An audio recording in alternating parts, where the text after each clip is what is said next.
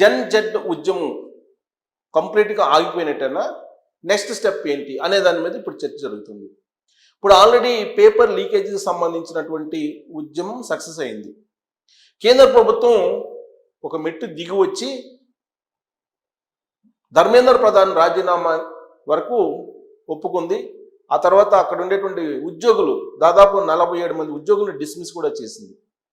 ఎవరైతే అవకతవకలో పాల్పడ్డారో paper leakage విషయంలో వాళ్ళని డిస్మిస్ కూడా చేసింది. ఫాస్ట్ ట్రాక్ కోర్టులు ఏర్పాటు చేసింది. దాని మీద విచారణ చేసి ఎవరైతే నేరానికి పాల్పడ్డారో వాళ్ళని కఠినంగా శిక్షించాలని చెప్పి కేంద్ర ప్రభుత్వం నిర్ణయం తీసుకుంది. సో దీంతో ప్రస్తుతానికైతే జన్జట్ ఉద్యమం తాత్కాలికంగా ఆగిపోయింది. మరి నెక్స్ట్ ఏంటి, వాళ్ళ ప్రణాళిక ఏంటి అని అంటే, ఆల్రెడీ జన్జట్కి సంబంధించినటువంటి ప్రతినిధులు ఏం చెప్తున్నారంటే ఇది ఆరంభం మాత్రమే, రాబోయేటువంటి రోజుల్లో పెద్ద ఎత్తున ఉద్యమాలు చేసి దేశాన్ని మేము కాపాడుకుంటాం అని చెప్పి చెప్తున్నారు. మరి దేశాన్ని కాపాడుకోవాలంటే ఏం చేయాలి అంటే ప్రభుత్వ ఉద్యోగుల్ని, అవినీతి పరులైనటువంటి వాళ్ళని నిలదీస్తాము అని చెప్పి ఇప్పుడు చెప్తున్నారు.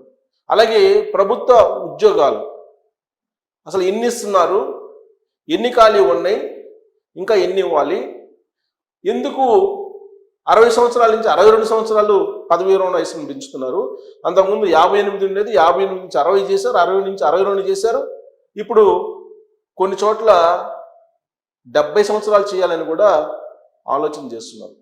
అంటే ప్రభుత్వ ఉద్యోగి 70 సంవత్సరాల పాటు పనిచేసే అవకాశం ఇస్తే జన్జట్ పరిస్థితి ఏంటి? కరెక్ట్గా ఇదే అంశాల మీద అలాగే సర్వీస్లో ఉండేటువంటి ఉద్యోగులు ఎక్కువ మంది అవినీతి